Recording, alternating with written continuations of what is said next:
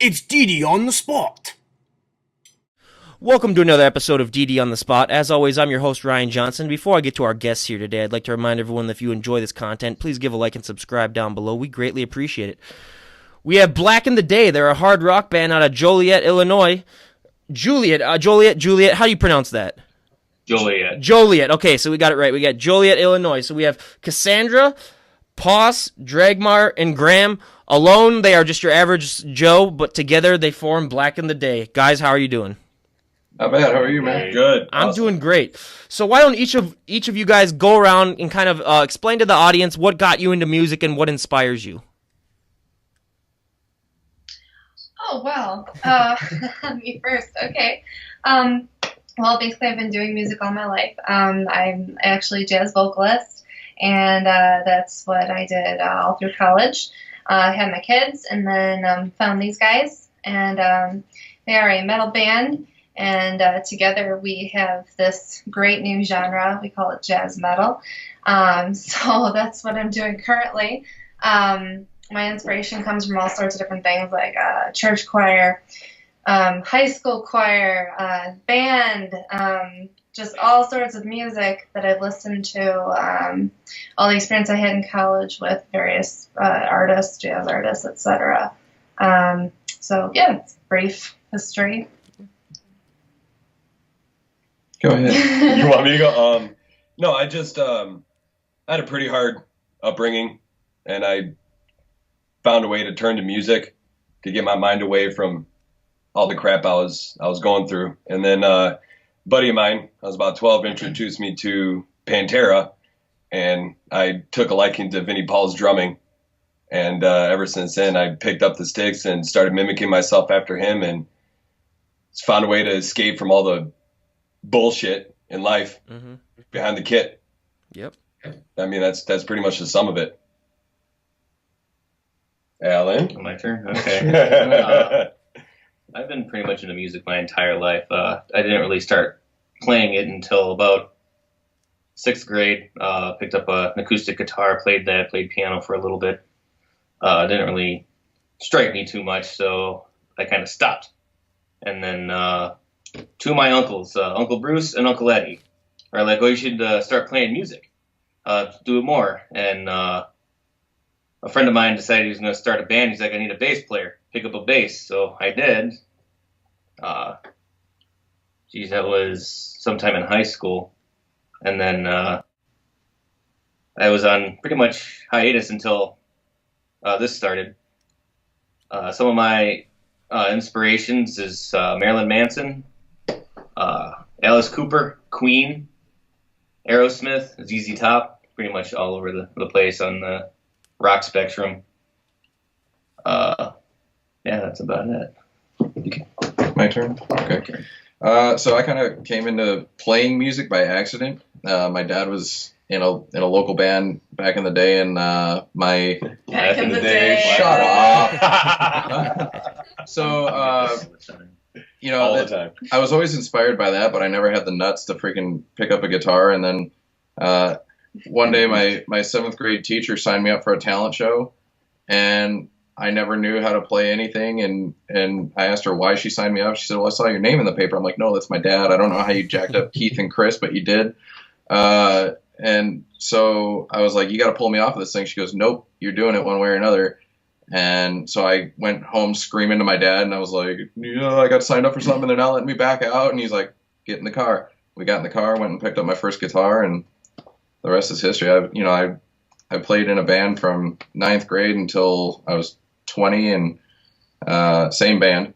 And then I joined the Navy and had a 10-year hiatus from music, and I just so happened to get on shore duty, and I had a buddy in the area, and he hit me up, and the next day, called me up. He was like, "Hey, man, I got you a singer, a drummer, and a bass player." And I'm like, "Yeah, okay. Are we doing a band?" And he goes, "Well, you are." So that's how I met these guys. That's awesome. So Yeah. you kind of described already how Blacken the Day sort of came to be, but how'd you guys come up with the name? Is there a story behind that, or was it something that you guys just found to be really cool? Honest to God, when I was younger, I was about 18 or 19, I had a little band. We never wrote any songs. It was just kind of like a jam thing. And I had come up with, I'm like, well, what about they wanted to do like a Back in the Day or something. I was like, what about Black in the Day? And then they're like, oh, that's awesome. And we played together for like a week, and then it never went anywhere.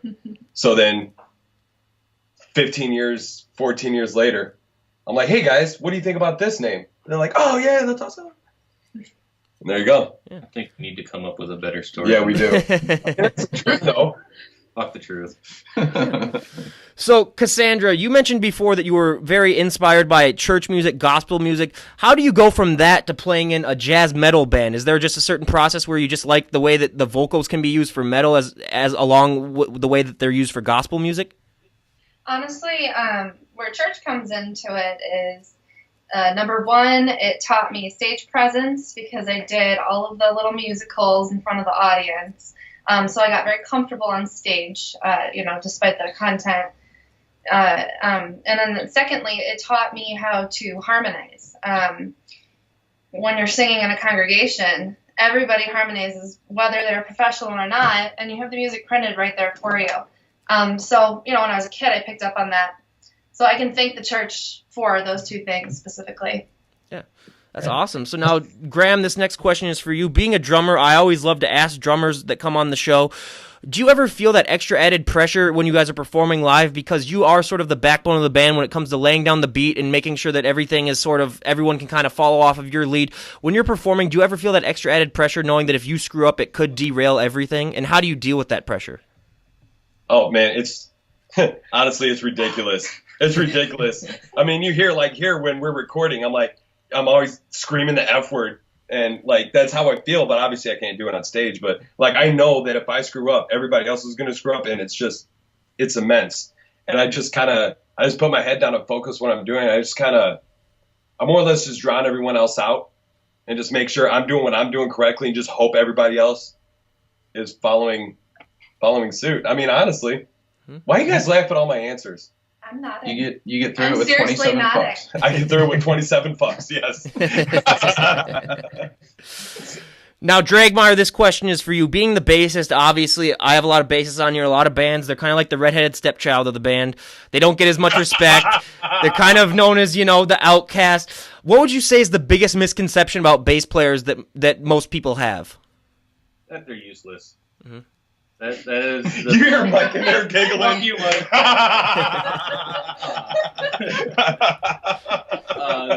Mike. Who needs bass players? If you watch Metalocalypse, they always make fun of the bass player there because he's a bit of an idiot, but we're not useless. We're the reason why you dance. Mm-hmm. Absolutely. Without a good bass player, there's so much missing from songs, especially from bands. You get a good bass player. I mean, that's the backbone for the guitar player usually, too. So now this next question is for Paz. So, Paz, being the guitar player, when you're on stage, how do you deal with the fact that, other than probably Cassandra being the main focus of the band that a lot of people are going to be looking at, a lot of people also focus their attention on the guitar player. How do you deal with that? I picture everyone in their underwear. Yep. I'm kidding. I don't know. I just kind of accept that it is what it is, and I just go up there and I do. I don't think twice about it. I don't get stage fright. I get stage excited. Mm-hmm. So my main concern is just making sure that the show goes on. I don't think there's a single artist out there that's never screwed up on stage, and you don't stop and go, shit, I screwed up. You keep going, you keep plugging, and you unfuck yourself, and you keep going. Absolutely. So we love hearing first show stories. What was your guys' first show that all four of you guys played together? Where was it at, and how did it go? Can I take this one? Yeah, take it, dude. Okay.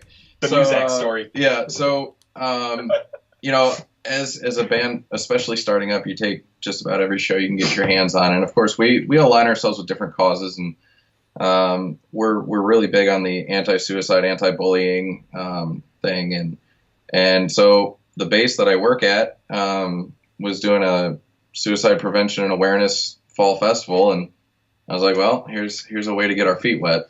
So it ended up being like background music during food time, and it just kind of was what it was, and it was a huge learning curve for us because I think we figured out real quick that you don't just pick any venue. You got to make sure that the stars align and that the sound is going to be good, because in that particular room the sound was bouncing everywhere.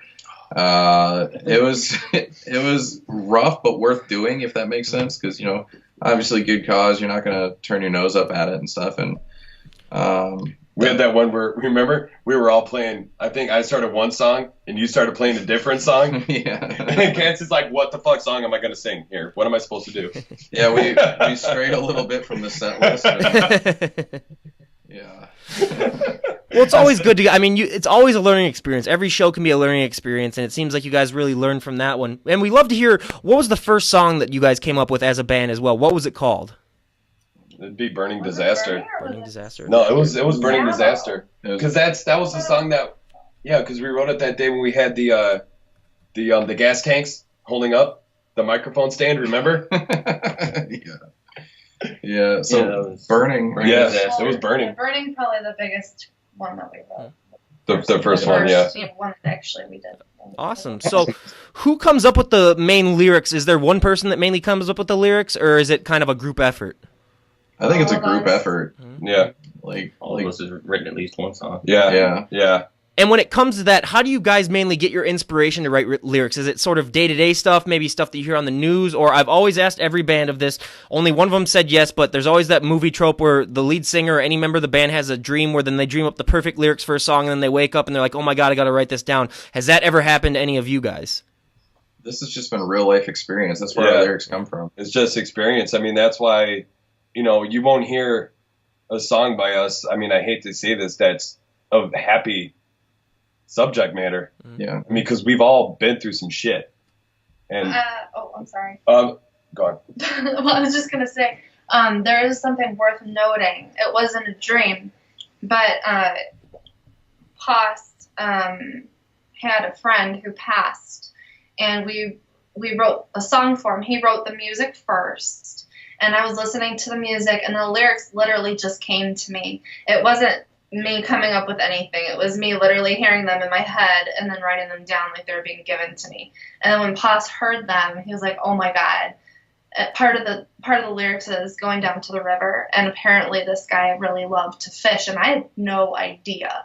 So I just got these lyrics from beyond, and so I think that's our closest experience to dreaming something. But yeah, that was really powerful for all of us. Yeah. So I always like to ask artists this: when you guys are coming up with the song titles, do you use the lyrics to come up with your song title, or do you already or for most songs, do you have a song title already come up with, and then you just write lyrics based on the song title? I think the lyrics exist first. Yeah. It's 50-50. Yeah. Like Insomniac, she actually doesn't mention the word Insomniac, I think, That's at all true. in the song. Right. It's just about not being able to sleep. You got a lot going on in your head. And even like with that piece that we were talking about with Jordan, that's just named after the guy that it's written about, my buddy. And, we got another one in the works. We're in the studio right now, and like the song Her Life, which Graham and I kind of came up with over video chat. That's we never once say her life. It's, about the end of somebody close. close to primarily Graham, but honestly, it becomes a thing for all of us. Yeah. See, that's a good thing that we do is we come and we take each other's, we take our own life experiences and, we write these lyrics, we come up with these songs, and what we have the ability to do is why we like to call ourselves a family rather than a band, is that we're able to understand what each other went through and give that same emotion that person went through writing that song. Mm-hmm. And that's why I think our music speaks to so many people, because we each have that emotion while playing it. I mean, Graham kind of touched that, but a lot of reasons why I think people play usually the heavier music, and I've found it to be by interviewing a lot of heavy metal bands or just metal bands in particular, is it is sort of a therapy. It's a big release for them for your emotions. I mean, Graham kind of touched on that, but for all of you guys, do you guys kind of use that sometimes as like a therapy sort of to kind of unleash emotions and sort of get through stuff? Absolutely. Yeah. And I found that, I mean, it's like whatever you do to unleash your things, I mean, it's such a positive and healthy way, and plus you guys are making great music for people, so it's a win-win there.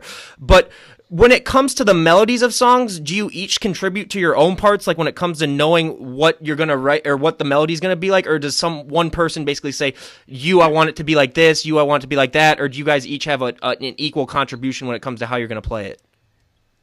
It's actually interesting. We come up with our own parts for the most part. We will create a song. Usually it'll be Poss sending a guitar, like a 30-second guitar thing to the band chat. And then Graham will be like, oh, yeah, cool. And then he sends his drum, addition to that. So then we have that. And then, Alan kicks in with his thing, and then, like, I'll come up with the melody to that. And if there are lyrics, I'll send lyrics. If they're not, one of us will come up with the lyrics after it's all said and done. But a lot of times it's just Poss sending, random stuff to the group chat that we develop into something, or stuff that I had already written that we've developed into a few things as well. But lately it mostly starts with Poss. There's been a couple songs we've done where, like, somebody will submit lyrics, and then I'll come on and be like, hey, what about what do you think about that? And then Poss will try to beatbox drums. We'll try this for it. Mm-hmm. But it's like a team effort. Yeah, it really definitely is. a team I effort. don't speak drum very well.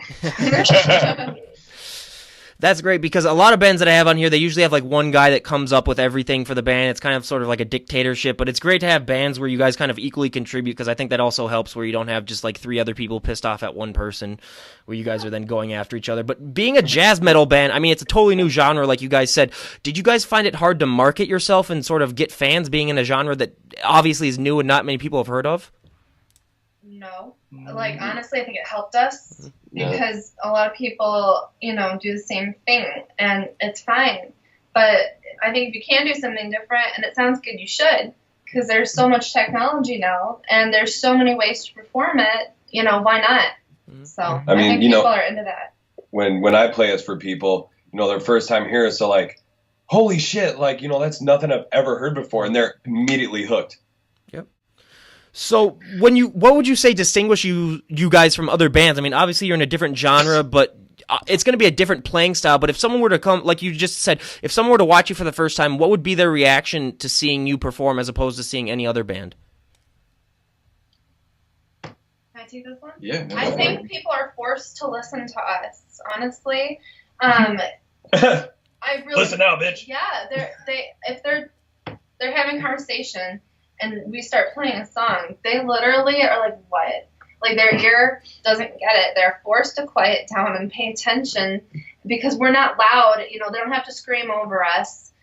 They can understand the lyrics. It's somewhat melodic, so it's catchy, and I think we connect with our audience that way. You see people get that, what the hell did I just hear? Look. Yeah, right. What is she doing? Is she, like, scatting over this, like metal guitar? Like, what? Like, did I just hear double bass in a jazz song? Yeah. Like, Well, and Weird. each song has its own story to it. So, like, you're not going to get... You get a wide range of everything. Not one song is the same to the next one. So it kind of it captivates in a way. Like, people focus a little bit more because they don't know what's coming next. We can go from being this slow, very melodic, beautiful song to being 900 miles an hour the next minute. But it all sounds like, not to toot our own horn, but it sounds great, especially when you mesh jazz and metal. Like, it's got such an interesting sound to it, and we're all out of our comfort zone. Cassie being a jazz singer mixed with three metalheads, and then on top of it we have to meet somewhere in the middle as the instrumentals. Mm-hmm. We're doing our thing, and I think it being so different makes us a little more marketable. So what was the backstory behind deciding to be a jazz metal? Were you guys did you guys just all of a sudden have a discussion where you're like, hey, maybe we could influence and mix jazz into metal and see how that turns out? How did that come to be? I think it just happened. It Yeah. did. Yeah, we Yeah, never- I mean, Cassie was doing her own thing, making her own songs, and a lot of them we really liked. Yeah. Me, Poss, Alan were like, that's cool as hell, and it's jazzy, and, we're like, Poss, I think one day was like, let me see if I can write a guitar riff that kind of goes along with this. Same path, right? Was What? it same path?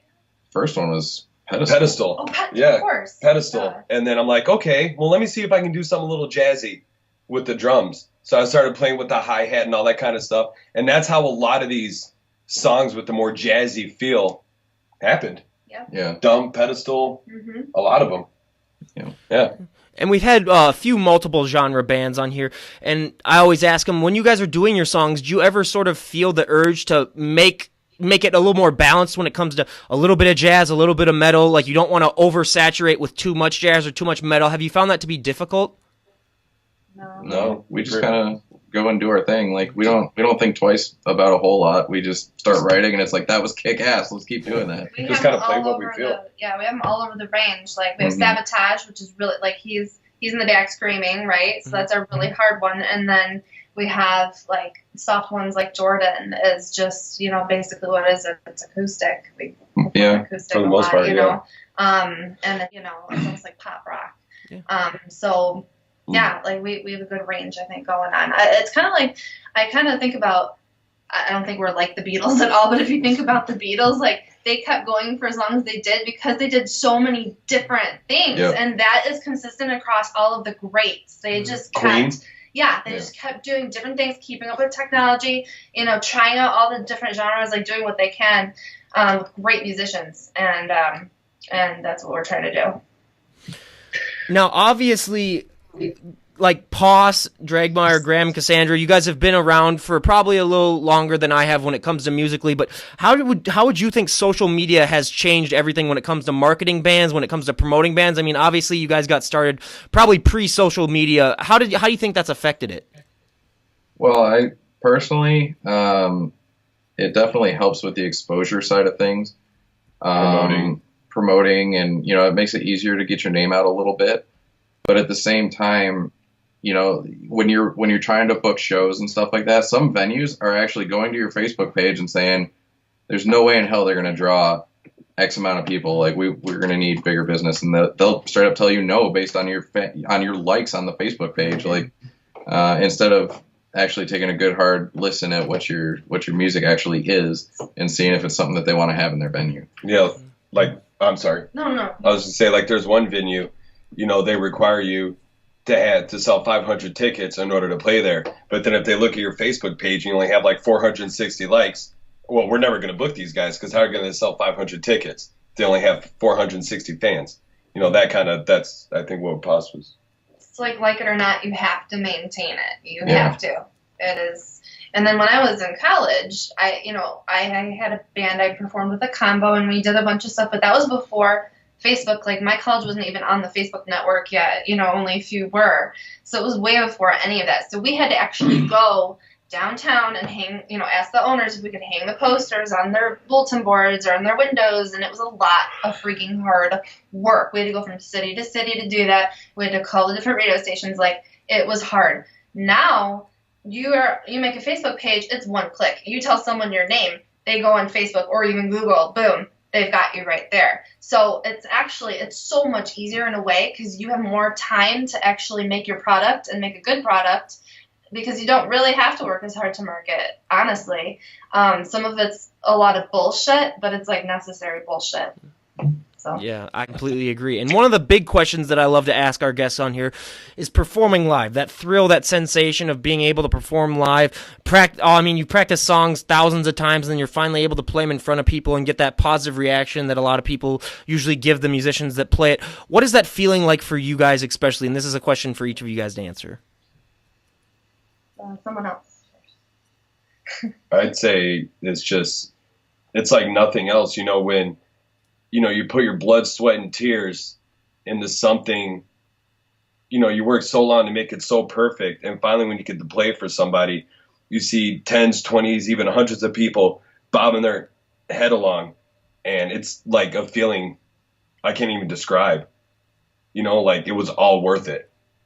Like, that's why I think live shows are so great. That's why I personally love them, to see somebody get into what you put so much work and effort into. I guess I'll go next. I don't think there's a much better feeling in the world when you're up on stage and people are, even if you got like one or two people watching and getting into what you're doing, like knowing that you've made that connection with somebody on that kind of level is just, I think, is amazing.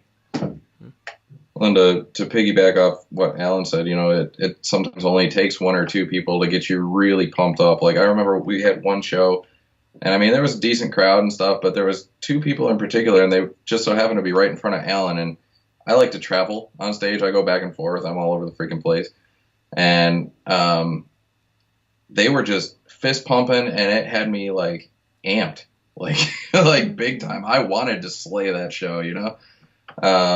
And stage performance is another thing. Like, you know, it's a lot of work. It's exhausting, but it's so worth it just to see. It'll, like I said, it only takes one or two that are just rocking out, get your adrenaline pumping, get you motivated. You know, I don't care how tired I am. If you're rocking out, I'm going to rock out with you. Yeah, I would say performing live sets real musicians apart from the non-musicians, in my opinion and experience. If you can get up on the stage with your band and communicate well enough amongst the chaos that's around you, to put on a good show, one where at least one or two people, are up, rocking with you, then you know that you've got a good thing going. Because, you can practice in the garage or record in the studio all day long, but at the end of the day, like, you need to be able to make a curtain call on time. You need to be able to get all your gear to the venue, get it set up, and, like, there's a lot of blood, sweat, and tears going in behind a show, and that to be able to do that consistently and to get better and better and better and to be able to seamlessly pull that off without stopping sets you apart. And the better we get at that, like, the closer I feel to these guys. Like, the more we perform live, like, the better we get. When you see a band perform live, the way they react with each other, you can really tell the closeness of a band. Because you can tell when we play, there's a part of one of our songs where Cassie and Alan are just staring at each other playing. You can see that connection. It's like a brother and sister type connection. And then you'll see, some songs, we have a song called Dump, and at the end of it, like, I can see Alan and Chris are looking at me while I'm playing, and it's like, we feel this connection as more than just musician and band. It's you get what I'm saying? Crucial. Like, I've seen so many bands perform where each member is off in their own little world, and you can tell. But the people who communicate, even if they're fucking up more, if they're communicating, that's entertaining. That's interesting to watch. That's like, it's cool to see the progression, like, what's happening. Like, if they're off and then they all look at each other and they're, and then to watch them get back on, that's something fun. That's something that people connect to, like, as a human.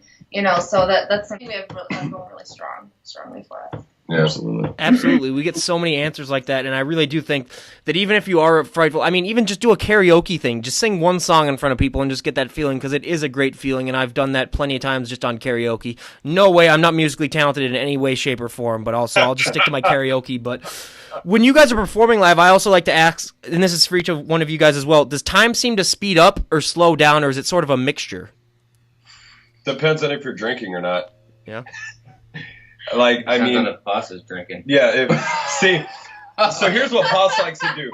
Poss likes to drink, and then he speeds every single song up from like 160 BPMs to like 190. Like, especially our song "Burning Disaster." Oh, that happened one time. Dude, that happened like 5 times, and then Cassie forgets lyrics. Oh, I can't keep up, and I'm waiting. I do. Oh my god. I'll play one song, do the Tom part for a different song, and then go back to the original song. Oh man. And it's it all depends. I was just gonna say, it all depends on how pumped you are with the show. If you're, if it's one that you don't really care about, it's like, okay, whatever, let's just do this and get it done with. But we just played a show a few weeks ago. It was legit, I think, the biggest show of our career, and we just blew it up. It was ridiculously good. Mm-hmm. It's just, that's what I think. And I always like to ask, do you guys have any superstitions or traditions before you perform? The thing that we really like to do is we like to go out and meet the fans. Yeah. We like to get meet the people that paid the money to come and see us. We're not just going to stand backstage and, F the fans. We like to go out and meet, introduce ourselves, blah, blah, blah, blah. And we do the same thing after show. What'd you guys think? This and that. We just spend a lot of time networking. Yeah. Like, I can't tell you how many times you have people come up and, like, especially with promoters, like, they're a dime a dozen and half of them are freaking scumbags. Mm-hmm. I stand by my statement for the record. Oh, yeah, I interviewed a few on this podcast, and I'm not going to name names, but yeah, I totally understand that. Yeah. So, you have to be able to sort those people out, and you can tell the crap ones from the good ones a mile away. Mm-hmm. But networking is really a big thing for us. Like Graham was saying, we're out meeting people before and after the show. So, we do work hard at this. Like a lot of stuff we've been able to accomplish has been because of networking. It's we haven't really honestly had to shell out a whole hell of a lot of cash money to do what we do. We end up making some lasting relationships, and it's mutually beneficial. We do for them, they do for us. Everything's great. And sometimes music just speaks for itself. That too. And off of that, I also got to say, I totally agree. When it comes to building relationships, it's all really about who you know. And I got to mention Lee Spears once again coming in the clutch for DD on the Spot. This is the third guest that he's had got us for on this show. So we can't be thankful enough for Lee Spears. And everyone go follow him on Facebook. I'll leave the links down below. But Lee Spears is just a great guy, and he helped set us up. So that just proves, it's all about who you know and making good relationships. And people are generally nice people, and they'll tend to help you out if you're just nice and kind to them. So that's what it's all about. So now, Dragmar, this question is for you. What has been your favorite show that you've ever played at with this band?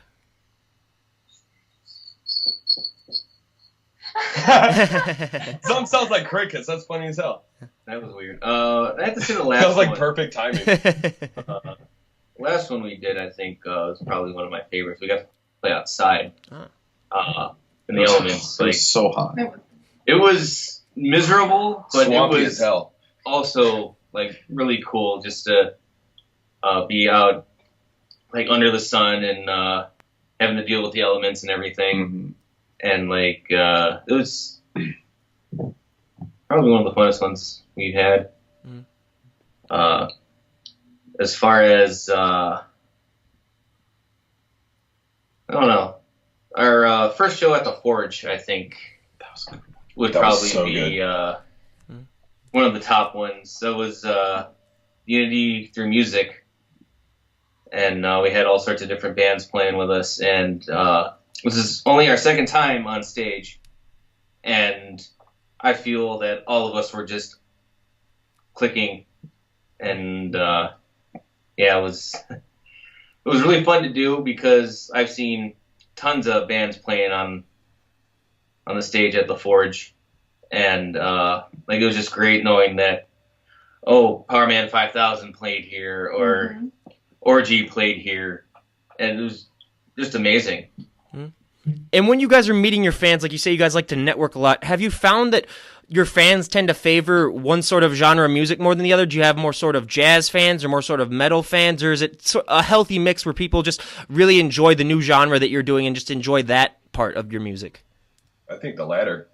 I think People just like what we're doing. Mix. Yeah. I think it's more people who listen to hard rock in general will Yeah. listen to us. And can respect what we're doing. Yeah. But Doing something different. we got people that primarily listen to country that are like, you guys kick ass, Mhm. so that, if we can appeal to everybody, awesome. Let's, Yeah. Like I was just talking to these guys earlier, I trained a guy at work, a driver, he mainly just listens to hip hop and rap music.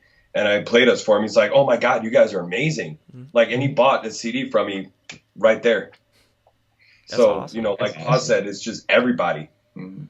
Now we go to our favorite part of the podcast, our audience favorite part of the podcast, the 5 questions that I like to ask every guest that I have on here. And now these are 5 questions that each of you guys gets to answer personally. So now for the first question, out of all the songs in the history of music, if you could have come up with one song personally yourself, what song would it be? I'd say for me, probably November Rain. Guns N' Roses. Yep. I think that's one of the most epic rock songs I'd say ever made. Next to what I already assume is going to be Alan's choice. Bohemian Rhapsody. Yeah. Yeah. You can't get much better. That's our most popular song on here, yep. Yeah.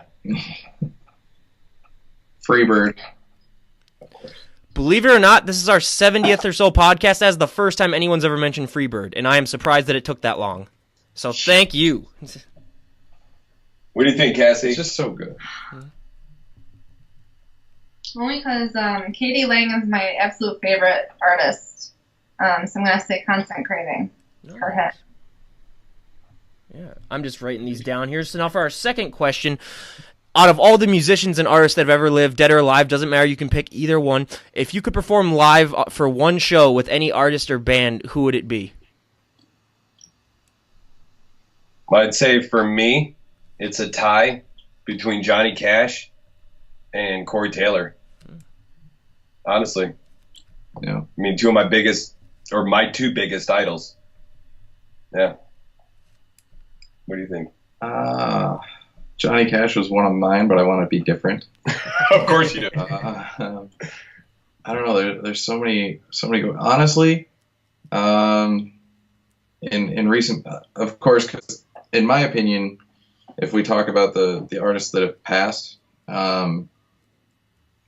it's more meaningful because we'll never get that opportunity. So I would say that I would have loved to have shared the stage with either Chester Bennington, or let's roll with Dimebag and Vinnie Paul because classics, but also Lane Staley. Yeah. Oh, yep. Absolutely. Most people don't even know who the lead singer of Alice in Chains was, but yeah, he's out of that whole grunge era, he's arguably got the best voice out of all those bands. Oh, Without a doubt. Yeah. Without a doubt. Yeah, hands down. For me, I'd have to say either Marilyn Manson or Peter Steele. Short and to the point. Yeah. Kathy? Electric Light Orchestra. Yes. That's the first ELO that we've had on here. Oh, wow. Boom. Set Get the it. bar. Get it. Dude, we're I know, killing exactly. it. Let's keep going. All right, so now for our third question. Out of all the venues on the planet, if you could perform at any venue for one show, where would you go? That's a tough one. Ooh. All right, well, I have reasons. I'll say mine. The Allstate Arena, only because I do flea markets there right now in the parking lot every Sunday. So going from being a vendor at their flea markets to performing inside would be cool. Yeah. It would be cool. I'd say for me, it's actually a tie between three. One being Staples Center. One being what is it now?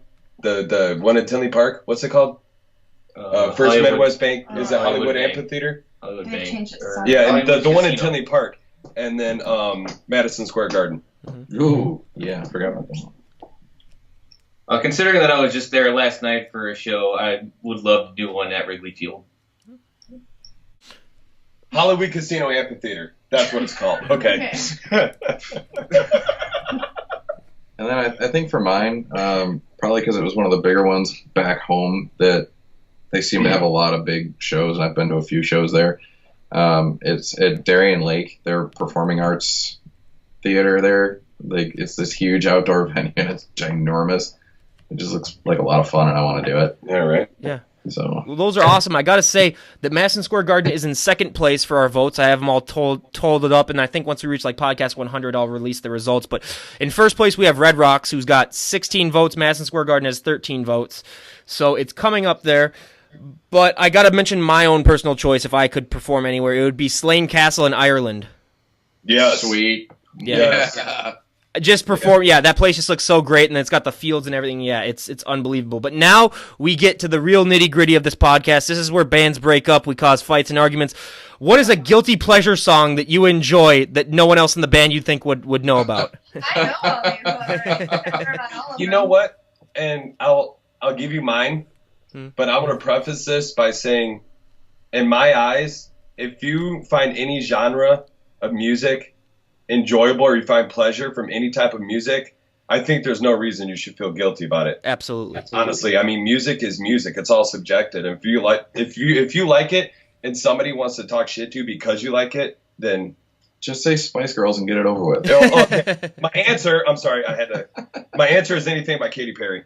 Oh, nice. That's That's not too bad. I mean, our worst one I'll say after this because one of you guys might say it, so I don't want to give you a bad idea. But yeah, our worst one is way worse than that. Yeah.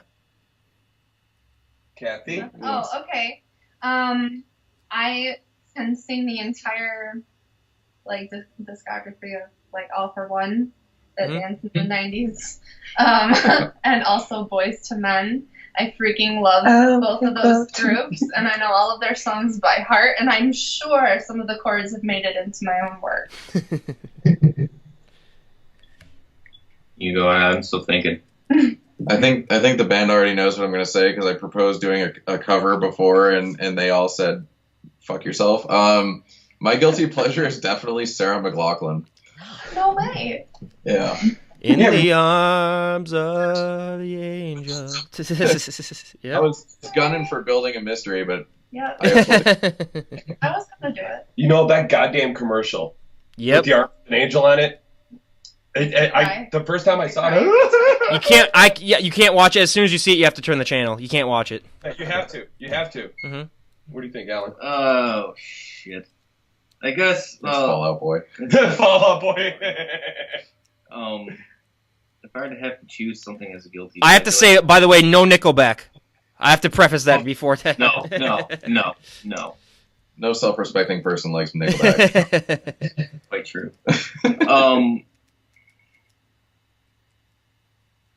Statler Brothers. Yep. It's a good one. Statler Brothers. Statler Brothers. That came way the fuck out of left field. Oh, Yeah. Yeah, that's a shocker for sure. But our most embarrassing, we had a super heavy metalcore guy. He had a big long beard. He just looked like your average, like super heavy metal guy. He said, "I Want It That Way" was his guilty pleasure song. So that still takes the cake by far. And then we had another guy that say Hanson's Bop was their guilty pleasure song. So that's the second place. I was in a band with a guy. He was our singer, and he would wear a Hanson shirt on stage every time.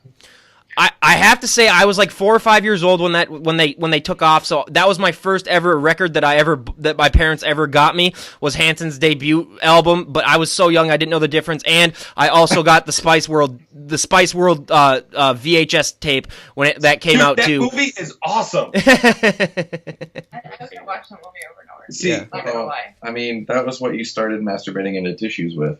Yeah, that's. You know? You know what? I watched You know what? it. Ginger Spice? Oh, hell yeah. Girl? More of a posh guy myself, but whatever, we'll just carry on. So now lastly, I have to preface this before we say it because everyone's going to ask it. You are not killing this person. They are not dead. But if there was one person whose entire body of music you could erase from existence, no one would ever know that they played music. No one would ever know that they ever existed as a musician. Again, this person is not dead. Maybe they just choose to be like a different career. They would choose to not do music. If you could do that, if you had the power to do that for any musician, for one musician, who would you pick?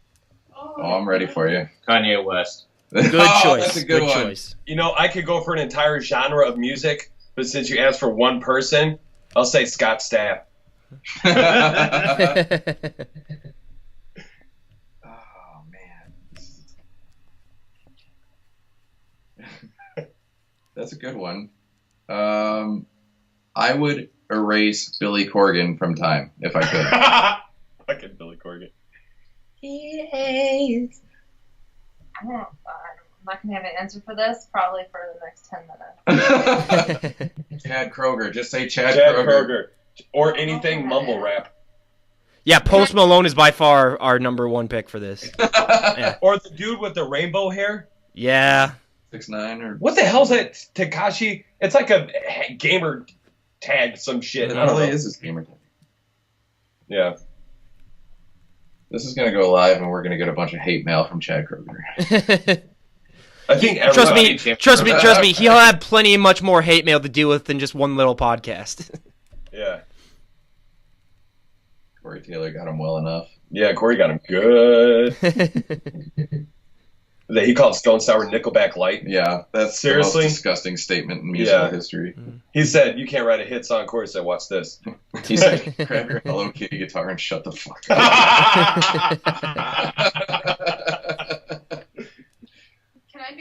Can I sound super hypocritical here Mm. and say like Newsboys or Jars of Clay? Mhm.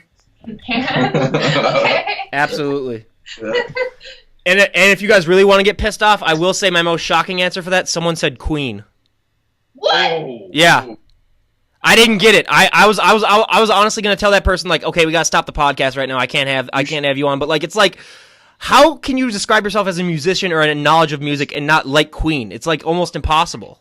You have to at least respect them. Yeah. I mean, Freddie Mercury is probably one of the top 3 greatest performers of all time. Just that alone should make you a fan of them. So Yeah. it's absolutely ridiculous. But so what do you guys have in store? Do you guys have any upcoming shows? Are you guys planning a tour? What's that looking like for you guys? Yeah.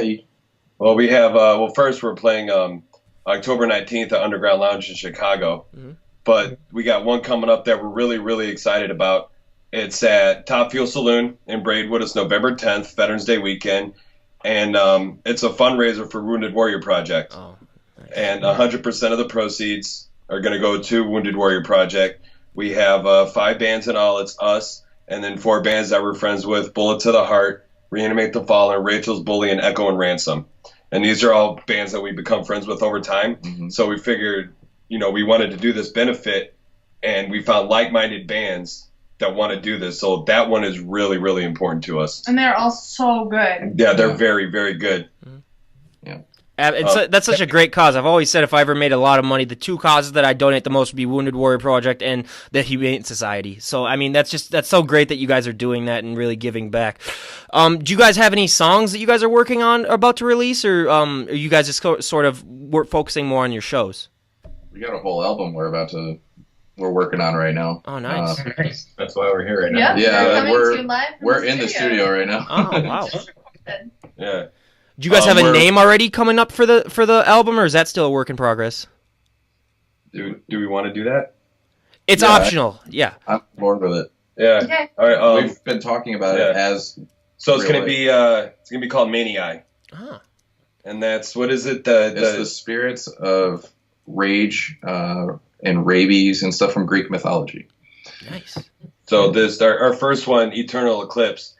It's more or less become an EP at this point. It is an EP. It is an EP, and it was focused more around relationships and the downfall of them and the consequences that stem from them. But this next album is going to be focused more on desperation, anger about certain issues that the world deals with. So that's what we're focusing on now. And there's 2 songs we're working on right now, and we're trying to decide which one we want to make a single. But we're really putting the hammer to the nail. Well, you heard it here first, everyone. They got the new album coming out. Do you guys have a date that you guys are working on, or is it still in the early stages? It's still in the early stages. I think We don't even have a full one done yet. we would love to give a date. The only thing is we've kind of put it to our heads that, if this thing takes us a year to get out, it takes us a year to get out. We just want it to be perfect. You can't rush perfection, so yeah. In the meantime, though, we should have at least one single recorded today, which means as soon as we mix and master that, and I do the vocals, obviously, then we'll release that. So that should be in the next month or 2, right, guys? If not sooner, yeah. Not sooner, At least by the end of the year. Cassie works hard. She does a lot of the production stuff for us, and like I'm pretty sure, like, I can't speak for her because I don't see her at like 24/7, but judging by what we did last time and stuff, I'm pretty sure she spends every spare second she has, working on this stuff. So Yeah. And that's totally awesome, and I'll definitely keep the audience informed out here. I'll definitely plug it when you guys release it. Now, I like to ask these 2 final questions before we wrap it up here, and these are both for each of you guys to answer. If someone were to walk up to you on the street and say, "Hey, I'm really thinking about forming a band. I really want to just become a musician," what would be the best piece of advice that you could give that person in order for them to have a positive experience? stand by your product and love what you do. I'd say have a relationship outside of business with the members in your band. Yeah. Be friends before members of a band. Find a drummer really fast. Yep. Make sure you are not nice about stuff if you shouldn't be nice about stuff. So Because like people who don't take it seriously will make that known very quickly if you stick to your guns. Absolutely. And now finally, if you could go back and talk to your 18-year-old version of yourself, what would be the best piece of advice musically that you could give that person?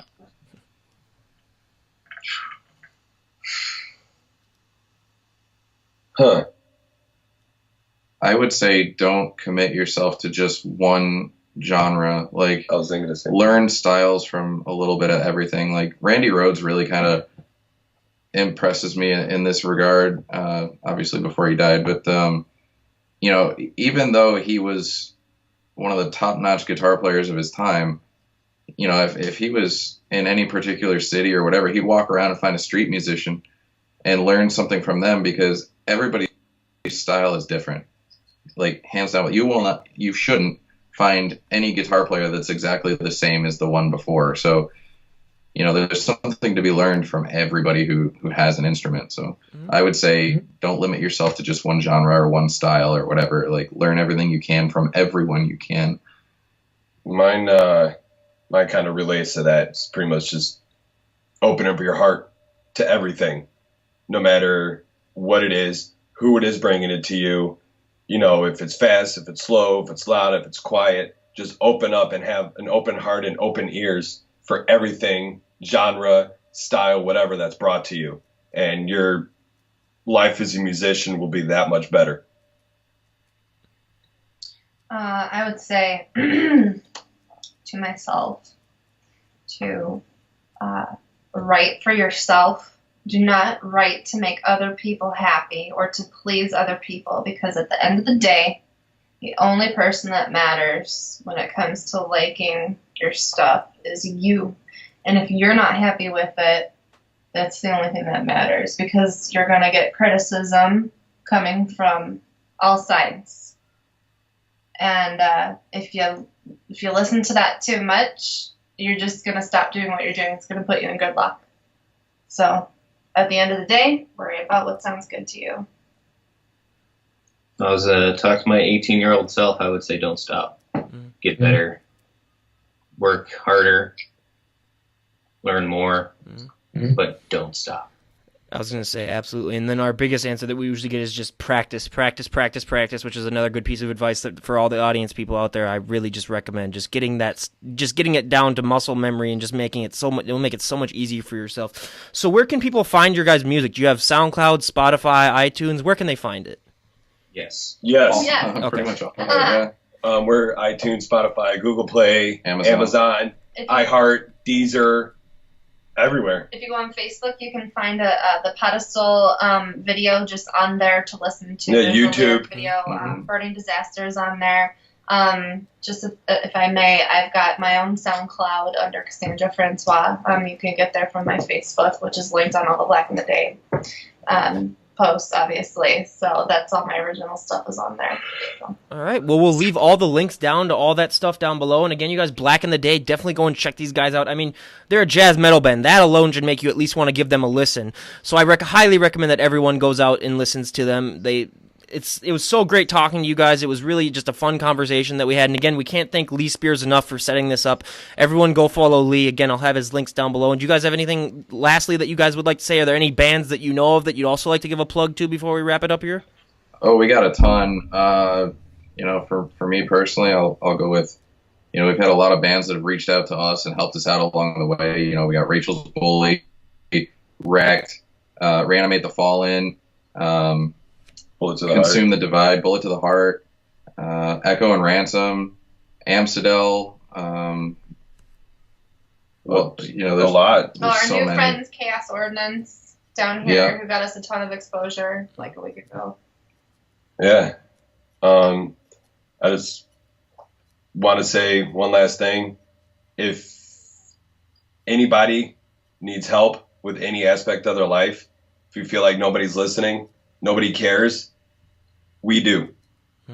You can always contact us, any member of the band, and we'll always be there for you. Just want to put that out there. That's totally awesome. I mean, I really think that people definitely, there needs to be a lot more like that, especially in this day and age with all the technology that makes people just, I don't know, people just seem a little out of whack now these days. But again, I really, really appreciate you guys coming on. Black in the Day, go check these guys out again. And this is Ryan Johnson, DD on the Spot, signing out. Have a great day, everyone. Thank you, brother. Later. All right, so I just pressed the